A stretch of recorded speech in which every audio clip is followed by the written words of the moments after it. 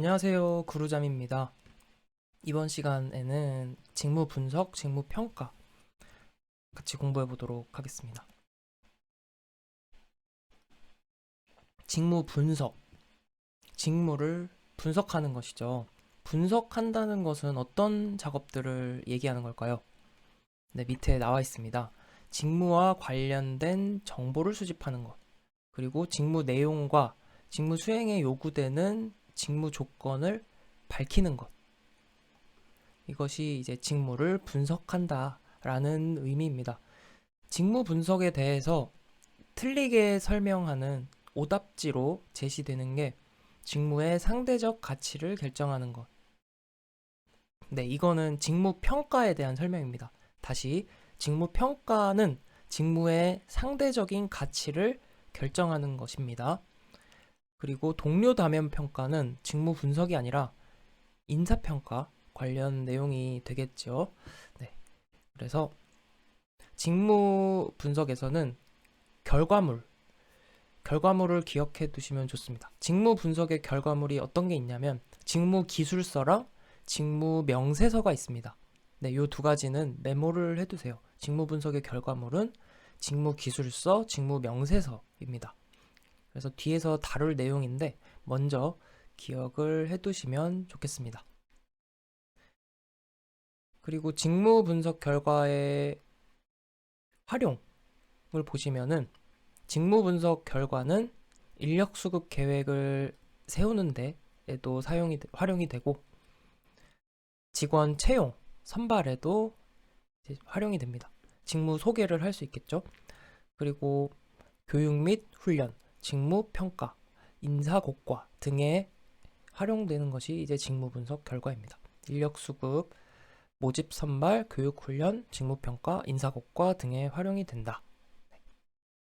직무 분석 용어와 관련해서는 두 가지 정도 기억해 두시면 좋을 것 같아요. 그래서 과제, 태스크라고 합니다. 과업, 과제, 태스크. 태스크라는 것은 작업 활동을 얘기하죠. 특정 목적을 수행하는 작업 활동. 직무 분석에서 가장 작은 단위다라는 것을 정리해 두시면 되겠습니다. 과제는 직무 분석에서 가장 작은 단위. 그리고 포지션이라고 하면 직위라고도 하고 직책이라고도 합니다. 이 직위라는 것은 한 사람의 조직 구성원에게 부여할 수 있는 직무와 책임이다. 직무와 책임, 직위, 직책, 포지션, 네, 다 같은 의미가 되겠습니다. 이 정도 정리하고 같이 문제 풀어보면서 더 공부해 보도록 하겠습니다. 1번. 직무 분석에 관한 설명으로 옳은 것은 직무 관련 정보를 수집하는 절차이다. 네, 그렇죠. 직무 분석, 직무 관련 정보를 수집하는 절차다라고 했습니다. 옳은 것 찾는 거니까 1번 정답이고요. 2번 선택지 한번 볼게요. 직무의 내용과 성질을 고려하여 직무들 간의 상대적 가치를 결정하는 것. 직무들 간의 상대적 가치를 결정하는 것 뭐라고 했었나요? 네, 직무 평가에 관한 설명입니다. 네, 2번 문제 넘어갈게요. 직무 분석에 관한 설명으로 틀린 것은 1. 직무 분석이란 용어는 제2차 세계대전 중 미군의 인사분류위원회에서 가장 먼저 사용한 것으로 전해진다. 네, 이게 다 맞는 내용이긴 한데 제2차 세계대전 아니고 제1차 세계대전 중에 사용한 것으로 전해집니다. 그래서 1번이 틀린 이야기, 1번이 정답이고요. 나머지 선택지 같이 공부하면서 정리해 보겠습니다.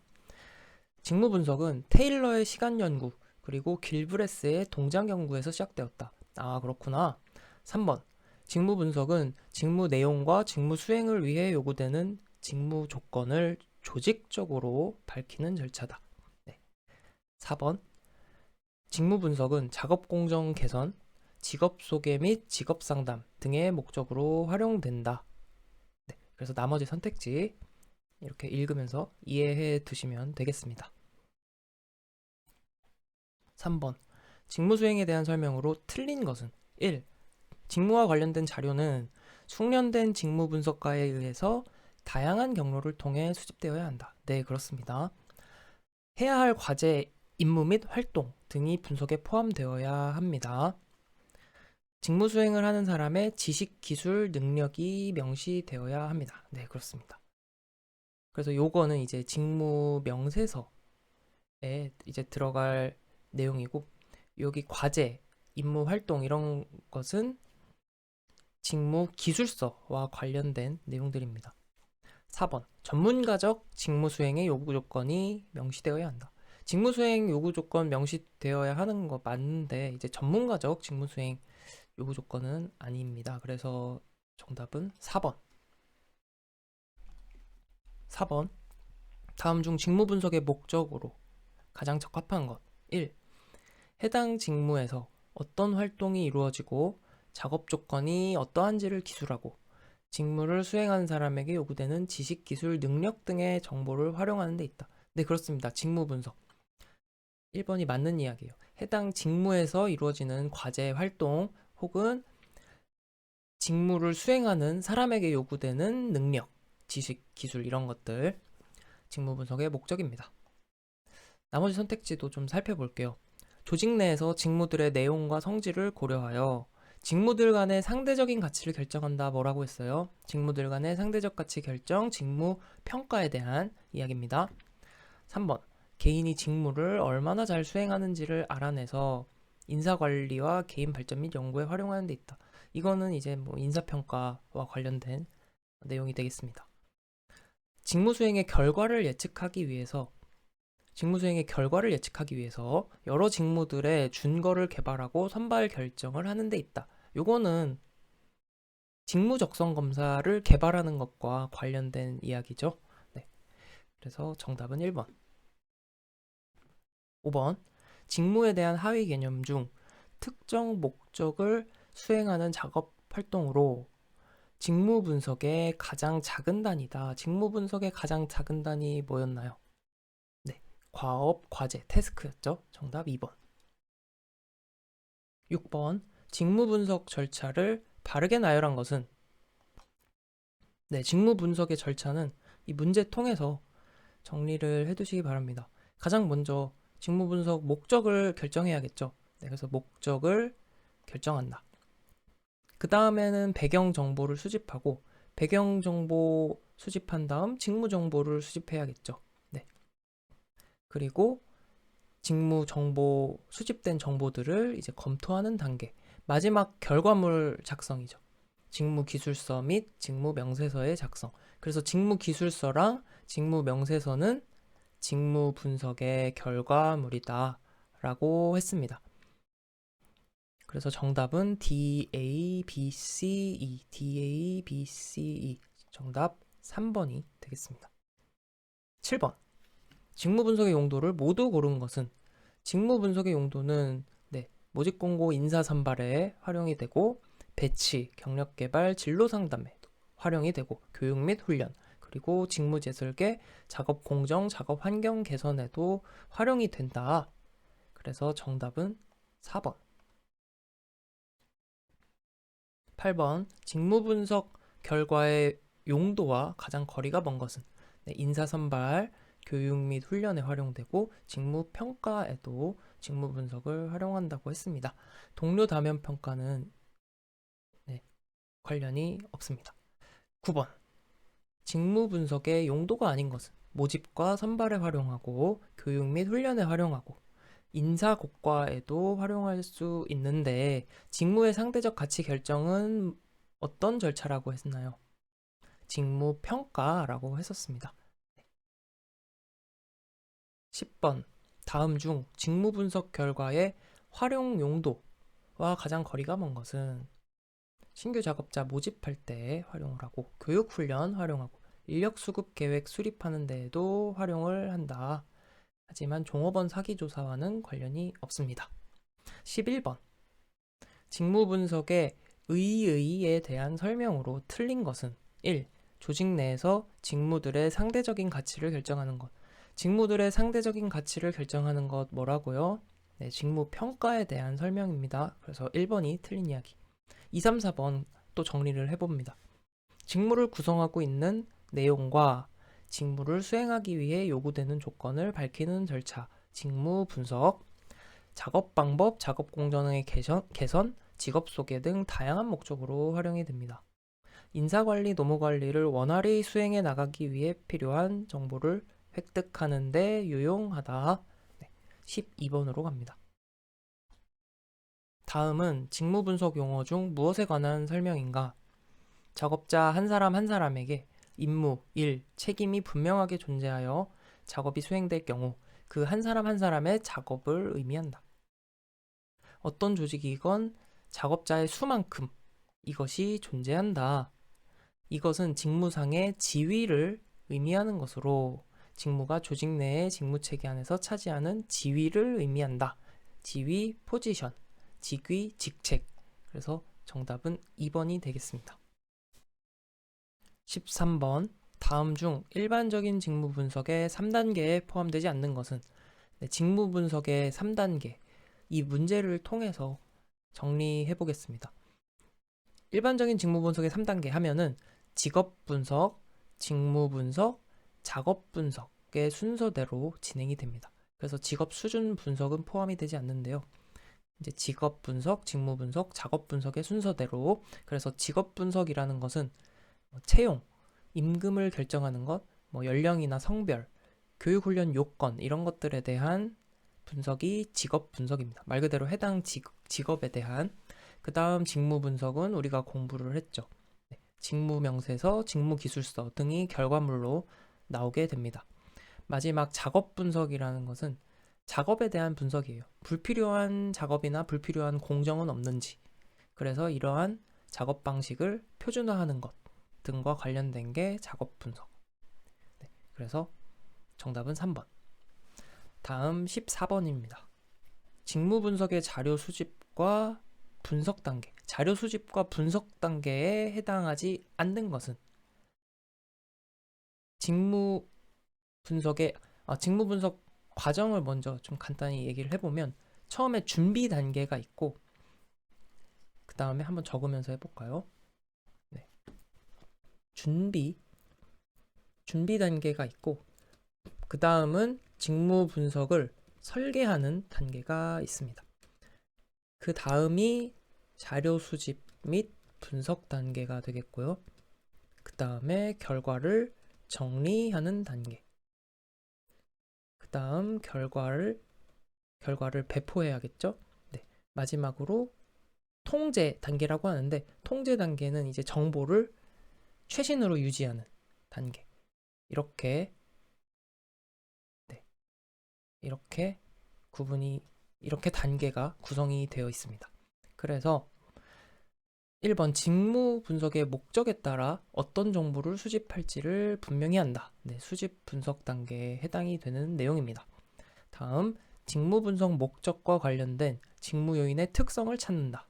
네, 이것도 자료 수집 분석 단계.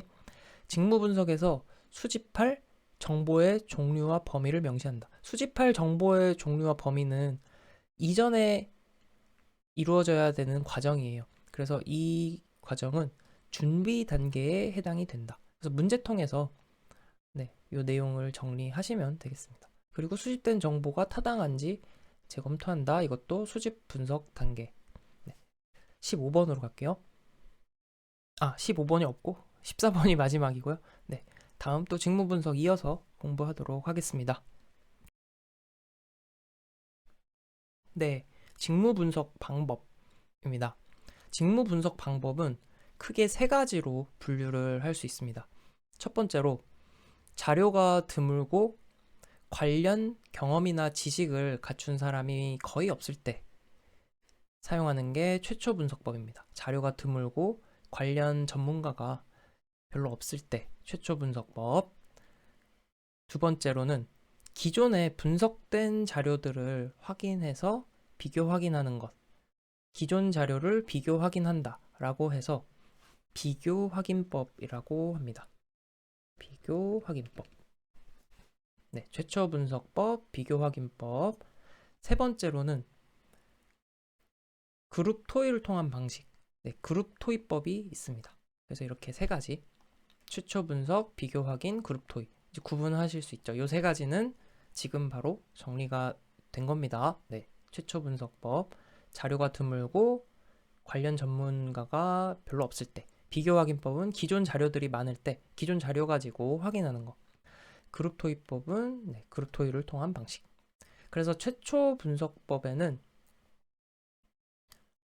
이제 몇 가지가 있어요. 중요 사건을 중심으로 행동을 분석하는 기법. 네, 그래서 중요 사건 중심으로 행동을 분석해서 직무 수행 요건을 찾아내는 방법이죠. 이것을 중요 사건 중심으로 분석한다라고 해서 중요 사건 기법이라고 합니다. 중요 사건 기법이라고 하고 결정적 사건법이라고도 합니다. 결정적 사건법. 중요 사건 기법, 결정적 사건법. 그래서 이 결정적 사건법은 효과적인 행동과 효과적이지 않은 행동을 구분해요. 이렇게 구분함으로써 직무를 분석합니다. 효과적인 행동, 직무 수행에 있어서 효과적인 행동과 비효과적 행동을 구분을 해서 직무를 분석한다. 중요 사건 기법, 결정적 사건 기법에 대한 내용이었습니다. 그리고 나머지는 쉽습니다. 관찰법은 관찰을 통해서 직무 분석을 하는 거고, 체험법은 직접 체험하는 거죠. 그리고 면접법은 직무에 종사하는 관련 전문가에게 직접 질문하면서 면접을 통해서 직무 분석하는 방법. 설문지법은 설문지를 통해서 조사를 하는 것이죠. 네. 그래서 이러한 설문지법은 어때요? 동일한 질문으로 다양한 사람에게 조사를 할 수 있기 때문에 재직자 간, 직무 간 비교하기가 쉽다. 네. 이렇게 정리를 하실 수 있겠습니다. 그리고 비교 확인법은 기존 자료를 참고해서 직무를 비교 확인한다고 했잖아요. 오답지로 요소 비교법 나오는데 요소 비교법 아닙니다. 비교 확인법입니다. 네. 그다음 그룹 토의법으로 넘어갈게요. 그룹 토의법은 또 두 가지 이렇게 정리를 하시면 되겠습니다. 첫 번째, 전문가 집단의 그룹 토의를 통해서 단시간 동안 집중적으로 진행하는 것, 이것을 데이컴법이라고 합니다. 다시, 전문가 집단의 그룹 토의를 통해서 단기간 동안 집중적으로 진행을 하는 방식입니다. 그래서 이 전문가 집단의 이름을 데이컴 위원회라고 하는데요. 이 데이컴이라는 말은 Developing a Curriculum의 약자입니다. 그러니까 아예 이름 자체가 커리큘럼을 개발하는 거잖아요. 교육과정 개발을 위해서 이제 사용되는 방법입니다. 그래서 데이컴법 하면 데이컴 위원회 한 2박 3일 워크숍을 떠나요. 이 데이컴 그룹이 데이컴 위원회가 2박 3일 워크숍 떠나서 그 기간 동안 집중적으로 교육과정, 교육 목표 이런 것들을 이제 개발하게 됩니다. 이거를 데이컴법. 브레인스토밍은 자유롭게 아이디어를 얘기하면서 토의하는 방식이 되겠죠. 자, 그러면 다시 한번 정리해 볼게요. 직무 분석 방법은 세 가지. 최초 분석법, 비교 확인법, 그룹 토의법이 있다. 비교 확인법이고 요소 비교법 아니다. 네. 그리고 최초 분석법은 어때요? 직무 관련 정보가 없을 때, 그리고 관련 전문가가 별로 없을 때 사용하는 방법이다. 처음 실시할 때. 그래서 중요 사건 중심으로 분석하는 어떤 기법? 중요 사건 기법, 결정적 사건법이라고도 합니다. 네. 그다음 관찰, 직접 체험할 수 있고 면접을 통해서 설문지 조사를 통해서 직무 분석을 할 수 있다. 그리고 비교 확인법 같은 경우는 어떻게 하는 것이다? 기존 자료들 참고해서 직무를 비교 확인한다. 그룹 토의법은 데이컴법과 브레인스토밍이 있다. 데이컴법 단기간 동안 집중적으로 교육과정 개발, 교육 목표를 개발. 네. 브레인스토밍은 자유롭게 아이디어를 내면서 토의하는 방법. 끝. 문제 풀어볼게요. 1번. 직무 분석의 방법과 가장 거리가 먼 것은 면접법, 질문지법, 질문지법이 이제 설문지법이죠. 중요사건법, 결정적 사건법이라고도 합니다. 요소비교법 없습니다. 2번. 직무 분석 방법과 거리가 먼 것. 관찰, 설문지, 면접. 근데 실험은 없었죠. 직무 분석을 실시할 때 분석할 대상 직업에 대한 자료가 부족할 때 최초 분석법의 분석법이 자료가 부족할 때 실시하는 게 최초 분석법인데 이 최초 분석법의 방법이 아닌 것은 면접, 면담법, 체험할 수도 있고 설문지를 통해 할 수 있지만 비교 확인은 기존 자료가 많을 때 기존 자료 가지고 비교하는 게 비교 확인법이었습니다. 다음 중 참고 자료가 충분할 때 단기간에 관찰 불가능한 직무 참고 자료 충분하면 뭐였어요? 비교 확인법. 5번 직무 분석의 방법 중 비교 확인법에 관한 설명으로 옳은 것은 비교 확인법 1. 분석자 자신이 직접 참여하여 이거는 뭐예요? 체험법에 관한 방법이 설명입니다. 분석자가 작업장을 방문해서 직무 활동을 관찰한다. 네, 관찰법. 현장의 작업자 또는 감독자에게 설문지를 배부하여 이들의 설문지법에 대한 얘기죠. 그래서 1, 2, 3번은 다 최초 분석법에 관한 내용입니다. 4번. 수행하는 직업이 다양하고 직무의 폭이 넓어 단시간의 관찰을 통해서 분석하기 어려운 경우. 네. 그래서 단시간 관찰을 통해 분석하기 어렵고 그래서 기존 자료들 참고해서 비교 확인한다. 정답 4번. 6번 직무 분석 방법에 관한 설명으로 옳은 것은 1번 관찰법은 실제 업무를 직접적으로 관찰함으로써 정신적인 활동까지 알아볼 수 있다. 무슨 궁예인가요? 정신적인 활동까지 알아볼 수는 없겠죠. 관찰을 통해서. 2번 면접법을 사용하려면 면접의 목적을 미리 알려주고 편안한 분위기를 조성해야 한다. 네, 그렇게 해야 직무 분석이 잘 진행이 될 수 있겠죠. 2번이 맞는 이야기입니다. 3번 설문조사법은 많은 사람에 대한 정보를 얻을 수 있습니다. 그렇죠? 한꺼번에 대량으로 실시할 수 있습니다. 시간이 오래 걸리지 않고 시간과 비용을 절약할 수 있는 게 설문조사법의 가장 큰 장점이 되겠죠. 한 번에 대량으로 실시할 수 있으니까. 4번 작업일지법은 이제 처음 나온 얘기인데 정해진 양식에 따라 업무 담당자가 직접 작성함으로 정확한 정보를 준다. 작업 일지를 작성하는 거예요, 말 그대로. 그래서 업무 담당자가 작성을 하는 건데 이 작업 일지라는 것은 같은 내용이더라도 작업자에 따라, 즉 작성자에 따라 다소 달라질 수가 있어요. 그래서 상대적으로 부정확할 수 있다라는 단점이 있는 것이 작업일지법입니다. 그래서 작업일지법은 직무 분석에서 많이 사용되지는 않는 직무 분석 방법이라고 할 수 있겠습니다. 작업일지법도 같이 정리를 해두시고요. 그래서 정답은 2번. 7번.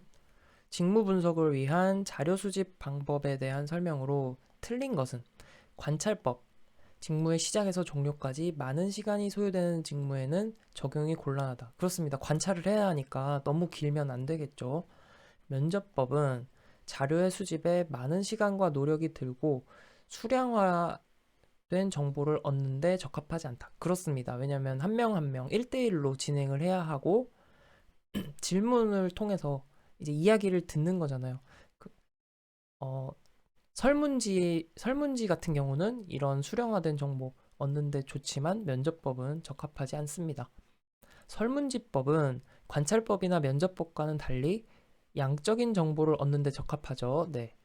그리고 많은 사람들로부터 짧은 시간 내에 정보를 얻을 수 있다. 그렇습니다. 시간과 비용 효과적이라는 게 설문지법의 가장 큰 장점. 4번. 중요사건법은 일상 수행에 관한 정보를 수집한다. 일상 수행이 아니고 어떤 정보였죠? 주요 사건. 네, 인상적인 사건. 이런 것에 대한 정보를 수집한다. 그래서 4번이 틀린 이야기 되겠습니다. 직무 분석 기법에 대한 설명으로 틀린 것은 관찰법은 직무에 대한 가장 기초적인 정보를 제공하는 기법으로 작업자를 현장에서 직접 관찰한다. 면접법은 작업자에게 직접 질문한다. 결정적 사건법은 직무에서 결정적으로 잘한 사건이나 실수한 사건들을 수집해서 분석하는 기법. 맞죠? 중요 사건, 결정적 사건에 대해서 조사하는 것. 4번. 사례법은 작업자들이 정해진 양식에 따라 작성한 작업일지로부터 직무에 관한 정보를 수집하는 기법이다. 작업일지로부터 수집하는 거 뭐였나요? 네, 작업일지법에 관한 설명입니다. 그래서 4번이 틀린 이야기. 9번. 직무 분석 정보를 수집하는 기법 중 다음과 같은 장점을 지닌 것은 효율적, 비용이 적게 든다. 동일한 직무의 재직자 간의 차이를 보여준다 라는 것은 동일한 질문으로 실시를 한 거고, 효율적, 비용이 적게 든다 뭐였죠? 네, 설문지법에 관한 이야기죠. 공통적인 직무 차원 상에서 상이한 직무들을 비교하기가 쉽다. 네, 설문지법에 대한 이야기입니다. 10번. 다음 중 질문지법의 장점이 아닌 것은 부가적인 정보를 얻을 수 있다. 질문지법은 질문이 다 정해져 있습니다. 그래서 한 번에 여러 명한테 실시할 수 있다는 시간과 비용의 효율성이 가장 큰 장점이라고 했고요. 한꺼번에 다수의 응답자가 응답을 할 수 있고 자료 수집이 용이하다는 장점이 있지만 정해진 질문에 대한 결과만 얻을 수 있기 때문에 부가적인 정보를 얻기에는 어렵습니다. 그래서 부가적인 정보를 얻으려면 이제 면접법 같은 것이 더 효과적이겠죠. 11번. 직무 분석 대상에 대한 전문가 집단의 자유로운 토의. 전문가 집단의 자유로운 토의 뭔가요? 네, 브레인스토밍 관한 이야기가 되겠습니다. 12번. 교과 과정을 개발하는 데 활용되는 건 뭐였죠? 네, Developing a Curriculum, 대입헌법. 13번. 직무 분석 방법 중 대입헌법에 대한 설명으로 틀린 것은 교과 과정을 개발하기 위해 사용된다고 했어요. Developing a Curriculum. 해당 직업 전문가가 직무 전반에 대하여 잘 알고 있음을 전제로 한다. 네, 잘 알고 있어야지 직무 분석, 교육과정 개발 가능하겠죠. 데이컴 위원회는 8에서 12명의 전문가로 구성됩니다. 네, 요거는 추가적으로 정리해 두시면 되겠습니다. 데이컴 분석가는 서기나 옵저버의 의견도 잘 반영해야 한다. 서기나 옵저버는 말 그대로, 옵저버는 이제 그 관찰자가 되는 거고, 서기는 이제 기록하는 사람이잖아요. 네. 4번은 틀린 내용이 되겠습니다. 14번.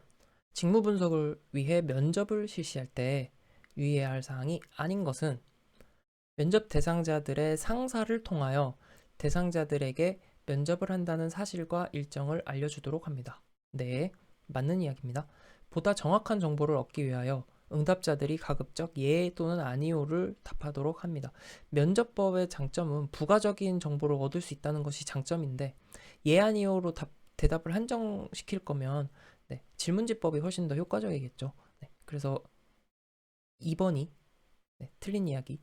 3, 4번 마저 읽어볼게요. 노사 간 불만이나 갈등에 관한 주제에 어느 한쪽의 편을 들어서는 안 되겠습니다. 작업자가 방금 한 이야기를 요약하거나 질문을 반복함으로써 작업자와의 대화가 끊기지 않도록 해야 합니다. 15번. 직무 수행자의 직무 행동 가운데 성과와 관련하여 효과적인 행동, 비효과적인 행동, 효과적 행동, 비효과적인 행동 구분하는 것 뭐였죠? 네. 결정적 사건법, 네. 중요 사건법에 해당되는 이야기입니다. 효과적 행동, 비효과적 행동 구분해서 분석하는 것. 다음 16번으로 갑니다.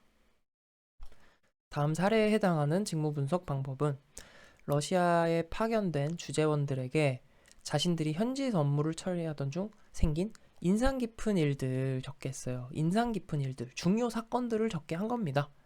뭐죠? 결정적 사건법, 중요 사건법. 17번.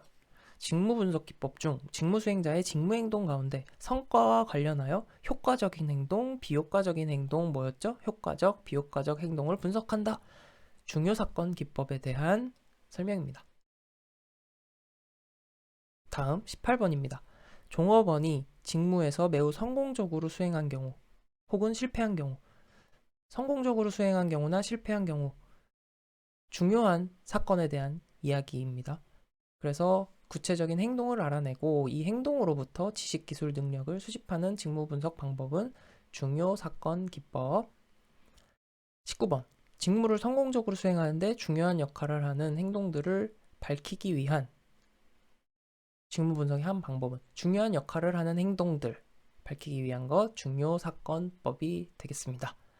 네, 이렇게 해서 문제 다 풀어봤고요. 이제 작업자 중심 직무 분석, 과제 중심 직무 분석 이어서 공부하도록 하겠습니다.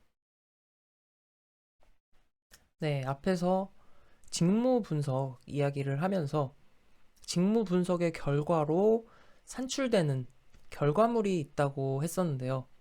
기억나시는 분? 기억나시는 분? 네. 직무 분석의 결과물은 직무 명세서, 직무 기술서라고 했습니다. 직무 명세서와 직무 기술서는 직무 분석의 결과물로 만들어지는 것이다. 그래서 직무 명세서는 요 작업자 중심 직무 분석을 통해서, 직무 기술서는 여기 과제 중심 직무 분석을 통해서 나오는 결과물입니다. 직무 명세서와 직무 기술서를 구분하면은 작업자 중심 직무 분석, 과제 중심 직무 분석 같이 정리가 돼요. 네. 자, 직무 명세서는 영어로 job specification입니다. job specification. specification이라는 것은 우리가 흔히 말하는 뭐 스펙을 이제 specification 줄여서 말하는 게 이제 스펙인데, 직업에 대한 명세, 상세화한 내용을 작성한 문서를 말합니다. 그래서 직무에 대해서 작업자의 요건, 즉 작업자가 갖추어야 하는 필요 요건들, 작업자가 갖추어야 될 능력, 기술, 지식 이런 것들을 명세, 상세화한 게 직무 명세서, job specification입니다.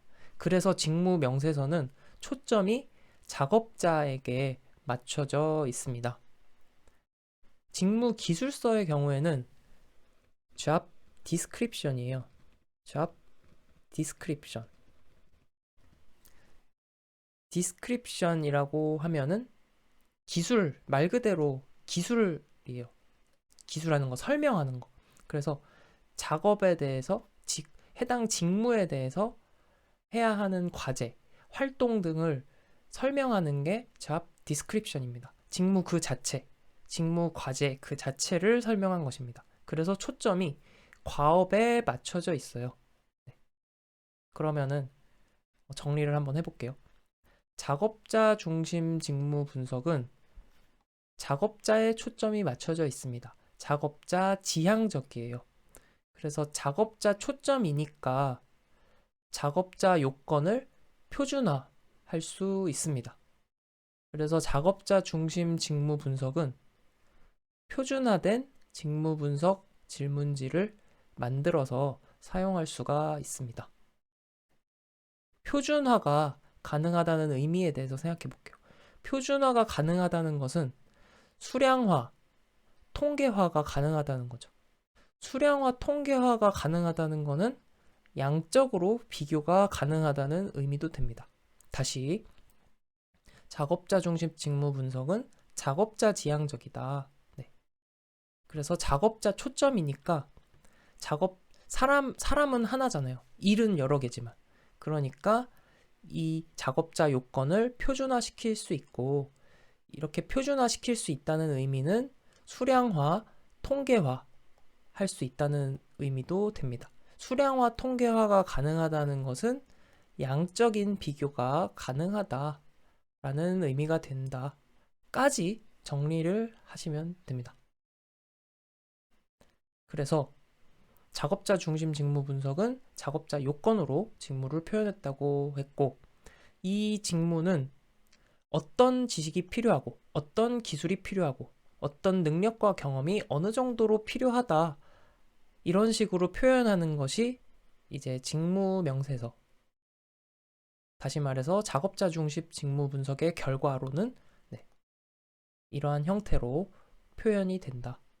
이렇게 정리를 하시면 됩니다. 그리고 대표적으로 작업자 중심 직무 분석의 대표적인 도구로서 직위 분석 질문지 PAQ, 포지션, 직위라는 게 포지션이었죠. 포지션 어널리시스 퀘스처네어, 직위 분석 질문지. 네, 요거는 뒤에서 또 공부를 할 건데 지금 같이 기억을 해두시기 바랍니다. 작업자 중심 직무 분석의 대표적인 도구. 네, 이렇게 하면 작업자 중심 직무 분석 끝. 그리고 과제 중심 직무 분석 정리해보면 과제 중심 직무 분석은 과제 지향적, 과업 지향적이라고 했습니다. 작업자 중심 직무 분석의 경우에는 직무를 수행하는 사람이 그대로니까 표준화하기 쉽다라고 했었죠. 그런데 직무라는 것은, 과제라는 것은 워낙 다르잖아요. 직무별로 과제 활동이 각각 달라요. 너무 다양하기 때문에 표준화된 체계, 통일된 체계를 만들기가 어렵습니다. 그래서 과제 중심 직무 분석은 표준화된 직무 분석 도구 개발이 어렵다라는 단점이 존재합니다. 과제 중심 직무 분석은 과제랑 활동 파악에 초점을 두고 있겠죠. 그리고 기능적 직무 분석이 이제 과제 중심 직무 분석의 대표적인 예시가 되겠습니다.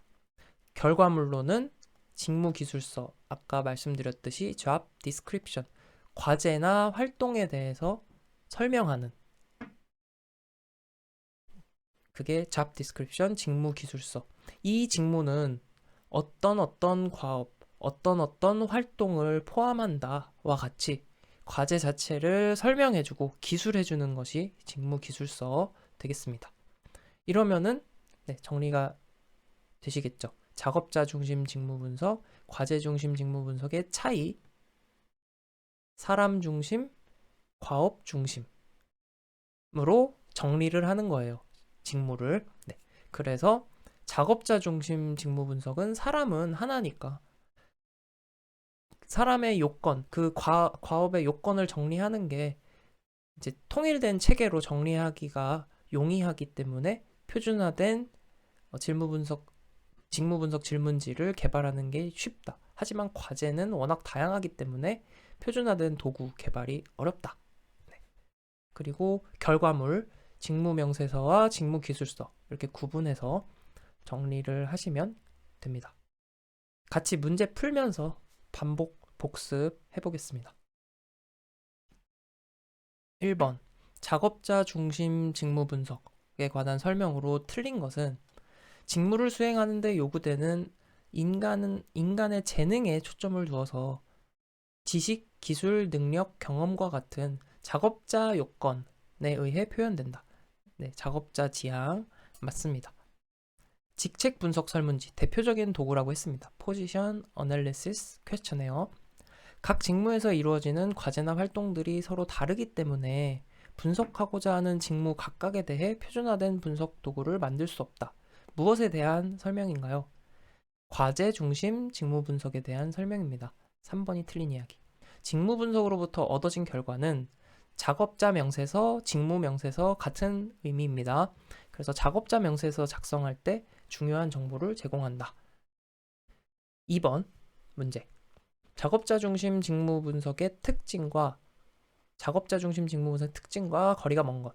표준화된 분석 도구의 개발이 어렵나요? 쉽나요? 사람은 하나, 과업은 다양해요.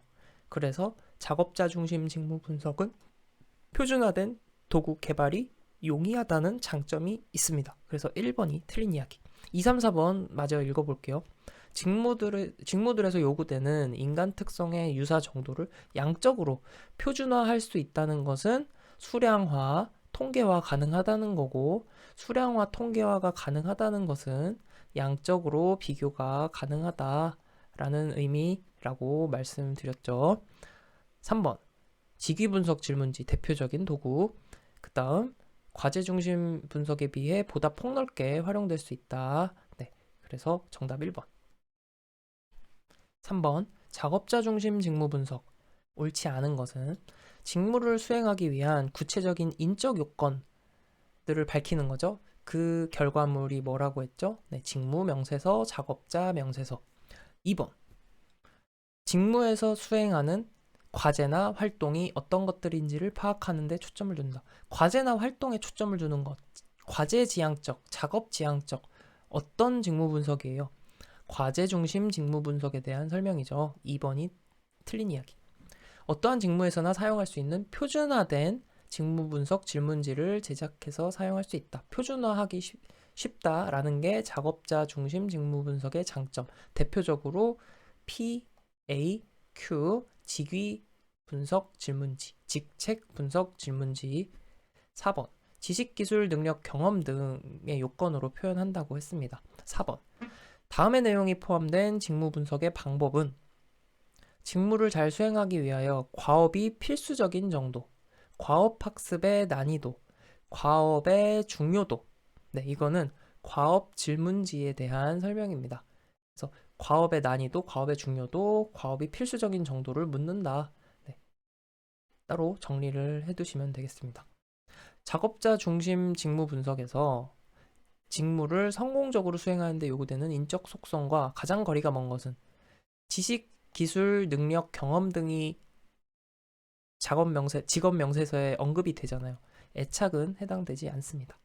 네, 이렇게 해서 작업자 중심 직무 분석, 과제 중심 직무 분석 살펴봤습니다. 다음 직위 분석 질문지 이어서 공부하겠습니다.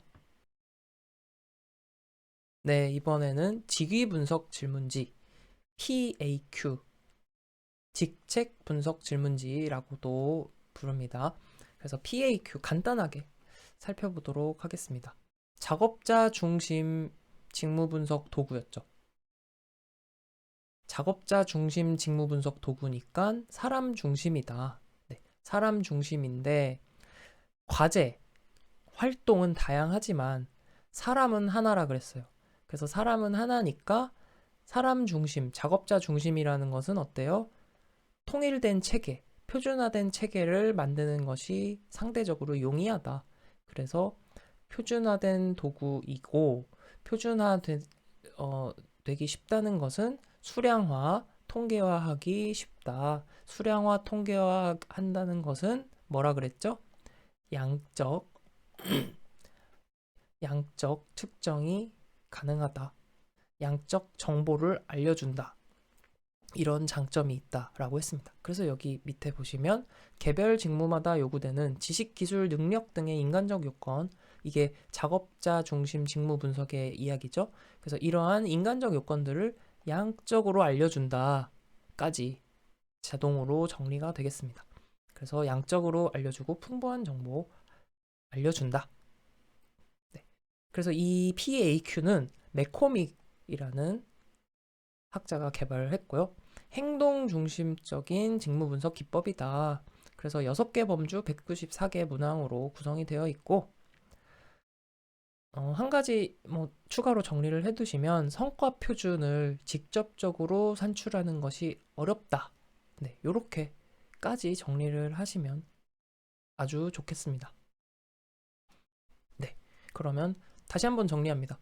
직위 분석 질문지, 직책 분석 질문지, PAQ. 맥코믹이 개발했고 작업자 중심 도구라고 했어요. 그러니까 작업자 중심이니까 표준화된 도구니까 양적 정보, 풍부한 정보를 제공을 해준다. 6개 범주 194개 문항. 마지막으로 성과 표준을 직접 산출을 할 수는 없다. 네, 성과 표준과는 네, 관련이 거리가 있다. 여기까지 문제 같이 풀어봅니다. 1번 다음 특성을 가진 직무 분석 기법은 맥코믹이 개발했고 행동 중심적 직무 분석 기법이다. 6가지 범주 187개 항목으로 구성되어 있다. 개별 직무에 대해 풍부한 정보를 획득할 수 있는 장점이 있다. 풍부한 정보, 하지만 성과 표준을 직접 산출하기는 어렵다. 네, 직위 분석 질문지 관련된 설명입니다. 2번. 직무 수행에 요구되는 지식, 기술, 능력 등의 인간적 요건, 작업자 중심 직무 분석에 관한 이야기인데, 이 작업자 중심 직무 분석을 목적으로 하는 직무 분석 방법은 뭐라 그랬죠? 네, 직위 분석 질문지 PAQ. 3번.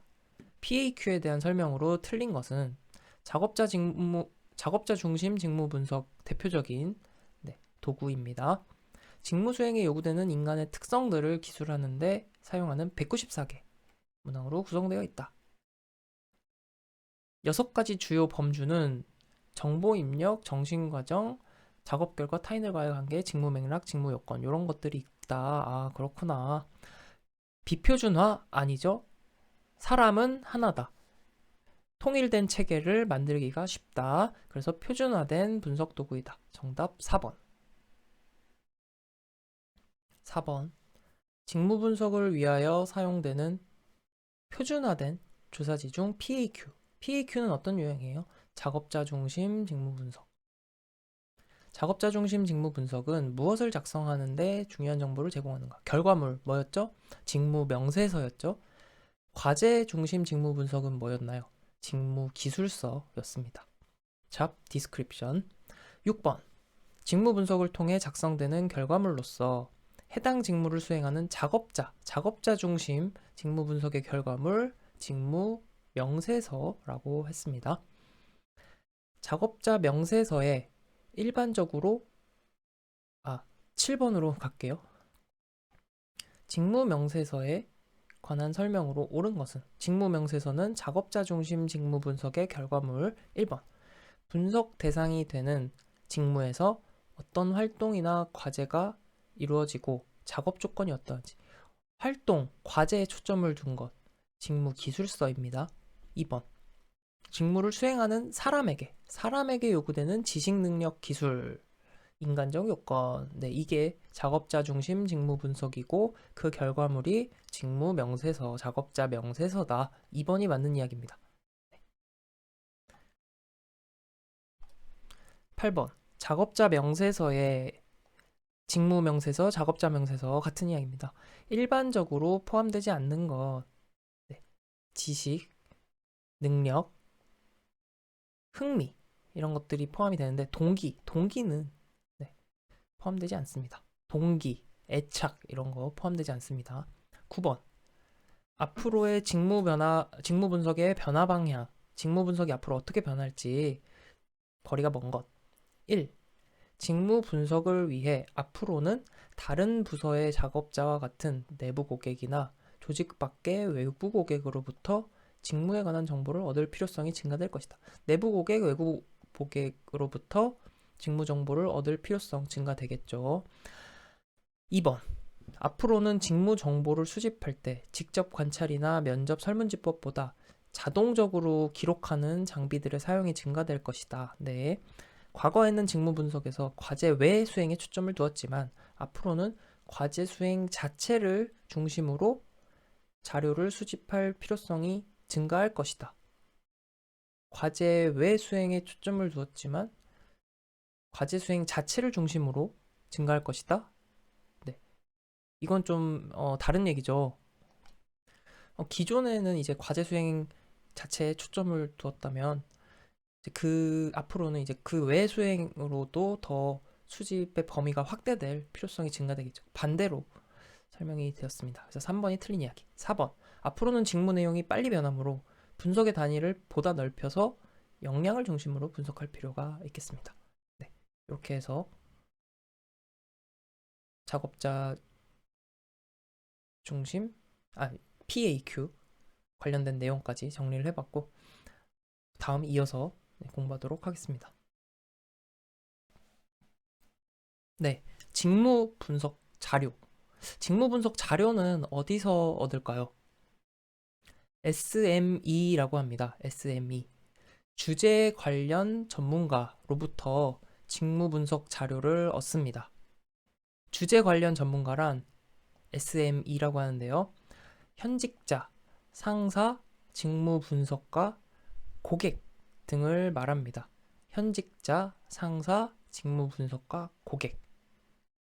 그러면 과거에 이 직무를 수행했던 과거 직무 수행자도 포함이 될까요? 안 됩니다. 네, 오답지로 제시가 됩니다. 과거 직무 수행자 이렇게 제시를 하는데 틀리다는 거 네, 주의하시기 바랍니다.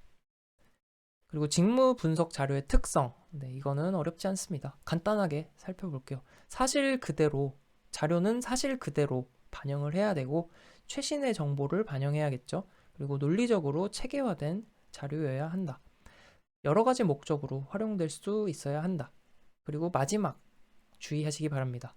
로 데이터, 원 상태의 정보, 가공되지 않은 정보여야 한다라는 것, 직무 분석 자료의 특성, 직무 분석 자료 고려사항이었습니다. 문제 풀면서 복습해 볼게요.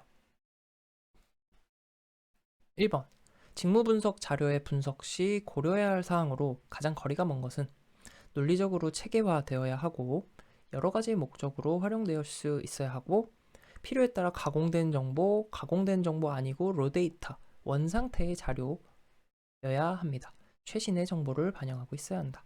2번. 직무 분석 자료의 특성과 거리가 먼 것. 최신 정보를 반영해야 하고 논리적으로 체계화되어야 하고 진로 상담 목적으로만 사용되지 않고 여러 가지 목적으로 사용되어야 합니다. 3번이 틀린 이야기. 가공하지 않은 원상태의 정보여야 합니다. 3번. 직무 분석 자료의 특성과 가장 거리가 먼 것. 직무 분석 자료는 사실 그대로를 반영하고 가공하지 않은 원상태의 자료. 과거와 현재의 정보를 모두 활용, 최신의 정보를 활용해야 합니다. 논리적으로 체계화해야 한다. 4번. 직무 분석에 필요한 직무 정보를 얻는 출처, 직무 정보 출처와 거리가 먼 것. 네. 현직자, 직무 분석가, 상사, 그리고 고객이 포함이 됐습니다. 그런데 과거 직무 수행자는 아니다라고 했죠. 정답은 4번. 네, 지금까지는 이제 직무 분석이었고, 이번에는 직무 평가입니다. 직무 평가라는 것은 앞에서 문제에서 여러 번 봤습니다. 직무의 상대적 가치를 결정하고 판단하는 것이 직무 평가입니다. 말 그대로 직무를 평가하는 것이죠. 직무에 대해서. 직무 평가 방법 중에는 이제 분류법이 있는데, 이거는 가볍게 한번 살펴볼게요.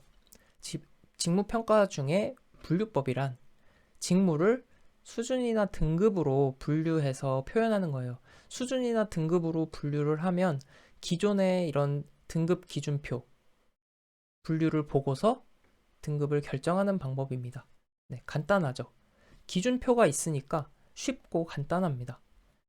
그리고 표준화되어 있지 않은 직무에 대해서도 등급 기준표 보고 비교하면 되는 거니까 상대적으로 평가가 용이하다는 장점이 있죠. 하지만 물론 상세하게 분석하는 건 어렵습니다. 그리고 분류 기준이 명확하지 않은 것도 있을 거잖아요. 네. 그래서 그런 부분에 있어서는 조금 단점이 될 수도 있다. 그런 문제도 같이 풀어보겠습니다. 1번. 직무평가에 관한 설명으로 틀린 것은 직무의 상대적 가치를 결정하는 것, 직무평가. 네, 그래서 직무에 대한 가치 판단을 할 수 있는 거죠. 직무 분석은 가치 판단이 들어가지 않잖아요. 말 그대로 인적 요건 혹은 과제 요건을 설명하는 게 직무 분석이라면 직무 평가는 직무에 대한 상대적 평가. 2번. 직무 간의 내용과 성질에 따라 임금 형평성을 결정할 수 있다. 네, 그렇습니다. 그래서 직무 간 상대적 평가를 하기 때문에 이런 뭐 성과급 이런 것에 대해서 기준이 되기도 하죠. 대표적인 직무평가 방법 중 하나는 시격 특성 분석이다. 이게 처음 보는 내용인데 시격 특성 분석이라는 것은 직무평가의 방법이 아니고 직무 분석의 방법 중에 하나입니다. 그래서 문제 통해서 이제 정리를 하시면 되는데 직무 분석 방법이고 우리가 직무 분석에서 두 가지로 나누었잖아요. 작업자 중심 직무 분석과 과제 중심 직무 분석. 네, 이렇게 두 개로 나눴는데 이 시격 특성 분석은 작업자와 과제 둘 다에 초점을 두는 방식이 시격 특성 분석이다. 그래서 어쨌든 식역 특성 분석은 직무 분석 방법이다. 3번이 틀린 내용. 4번. 직무 평가 방법들 간의 차이는 조직 성공 기여도, 노력 정도, 작업 조건 등 주로 비교 과정에 어떠한 준거를 사용하는지에 달려 있다. 네, 이제 맞는 이야기가 되겠습니다. 그래서 네, 요거는 이제 오타네요. 붙여서 써야죠. 그래서 정답은 3번. 2번. 국내 기업에서 실시하고 있는 임금 성과급제 또는 연봉제 실시와 관련하여 공정하고 객관적인 임금 수준을 결정하기 위해서 직장 내 여러 직무들 각각이 조직 효율성에 기여하는 상대적 가치를 판단하는 것 뭐였죠? 상대적 가치를 판단한다. 상대적 가치를 결정 평가, 직무 평가. 3번. 분류법의 장점에 해당하는 것은 직무 등급을 신속하게 매길 수 있다. 비교적 용이하게 직무의 상대적 가치를 구분할 수 있다. 다른 직무와의 요소 비교를 통한 평가가 용이하며 신뢰성이 확보되어 있다. 직무 내용이 충분히 표준화되어 있지 않은 직무에도 비교적 용이하게 평가할 수 있다. 그렇죠. 충분히 표준화되어 있지 않은 직무의 경우에도 비교적 용이하게 평가할 수 있다라는 장점이 있다라고 했습니다. 네. 그래서 정답은 4번. 네, 이렇게 해서 직무 분석과 직무 평가에 대한 내용 정리해 보았습니다. 네, 오늘도 영상 공부하시느라 정말 고생 많으셨고요. 네, 이렇게 같이 공부할 수 있어서 감사드립니다. 도움이 되셨으면 좋겠고요. 네, 좋아요, 구독도 눌러주시면 감사하겠습니다. 다음 영상으로 다시 돌아올게요. 감사합니다.